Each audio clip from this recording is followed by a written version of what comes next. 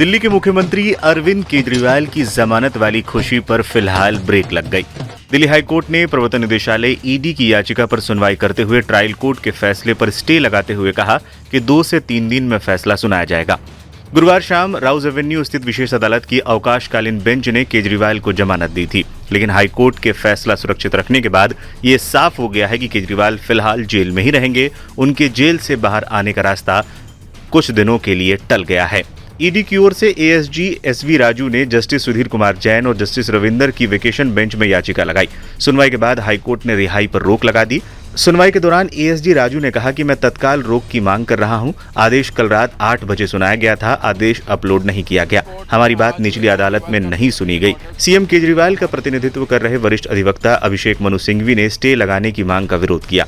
दोनों पक्षों की दलीलें सुनने के बाद हाईकोर्ट ने निर्देश दिया कि मामले की पूरी सुनवाई होने तक जमानत आदेश लागू नहीं किया जाएगा। इस दौरान कोर्ट में दोनों पक्षों की तरफ से जोरदार दलीलें रखी गईं। सुनवाई के दौरान सिंघवी ने कोर्ट में क्या कहा? केजरीवाल के वकील अभिषेक मनु सिंघवी ने दलील देते हुए कहा कि जमानत की सुनवाई कैसी होनी चाहिए, इस बारे में गलत धारणा है, सिर्फ इसलिए कि इसमें राजनीतिक विरोध शामिल है और अगर जज द्वारा सभी मांगों का निपटारा नहीं किया जाता है तो इससे एएसजी राजू को जज को बदनाम करने का अधिकार मिल जाता है। यह निंदनीय है, यह दुखद है।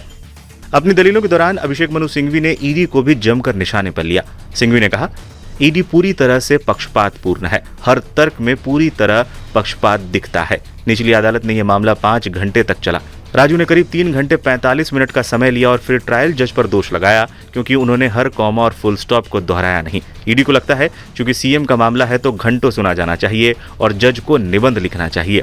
इससे पहले सुनवाई के दौरान एएसजी ने कहा कि उन्हें ठीक से नहीं सुना गया। एएसजी ने कहा, इसी आधार पर ट्रायल कोर्ट के आदेश को खारिज कर देना चाहिए। कृपया ट्रायल कोर्ट के आदेश को देखिए। कोर्ट ने हमें सुना नहीं, हमारी तरफ से दिए गए दस्तावेज नहीं देखे। कोर्ट ने कहा, भारी भरकम दस्तावेज दायर किए गए हैं, इससे विकृत आदेश नहीं हो सकता। कोर्ट ने दस्तावेज नहीं देखे। यह अदालत की जिम्मेदारी है कि दस्तावेजों पर विचार करे। आप इन्हें देखे बिना कैसे कह सकते हैं कि यह प्रासंगिक नहीं? एएसजी ने आगे दलील रखते हुए कहा कि यह कहना गलत है कि ईडी ने कोई सबूत पेश नहीं किए। आदेश में कहा गया है कि ईडी प्रत्यक्ष सबूत नहीं दे पाई, हमने डायरेक्ट सबूत दिए हैं। मंगूटा रेड्डी का बयान है, आप मेरे खिलाफ फैसला कर सकते हैं लेकिन गलत तथ्य मत दीजिए। ये किस तरह का फैसला है? सीधा सबूत है। शख्स कह रहा है कि केजरीवाल ने मुझे 100 करोड़ देने को कहा, यह अपराध है। ईडी के वकील द्वारा उठाए गए सवाल पर सिंघवी ने कहा, तब कुछ बहुत दिलचस्प हुआ। मंगूटा रेड्डी ने पूरी तरह पक्ष में बयान दिया, उसे गिरफ्तार नहीं किया गया। अब इस मंगूटा रेड्डी और उसके बेटे को गिरफ्तार कर लिया गया। अब वो जेल से बाहर जाना चाहता है। वो कहता है कि पत्नी ने आत्महत्या की कोशिश की। इस आवेदन का ईडी ने विरोध किया। इसके तुरंत बाद उसके पिता ने मुझ पर आरोप लगाए। अगले ही दिन उसके बेटे को जमानत मिल गई। ईडी ने कोई विरोध नहीं किया। राघव मंगूटा को जमानत मिल गई और फिर माफी भी दे दी गई।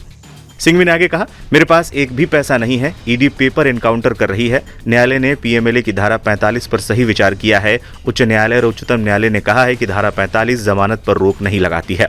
बता दें, लगभग 5 घंटे तक चली जोरदार बहस के बाद कोर्ट ने अपना फैसला सुरक्षित रख लिया। फिलहाल केजरीवाल जेल में ही रहेंगे।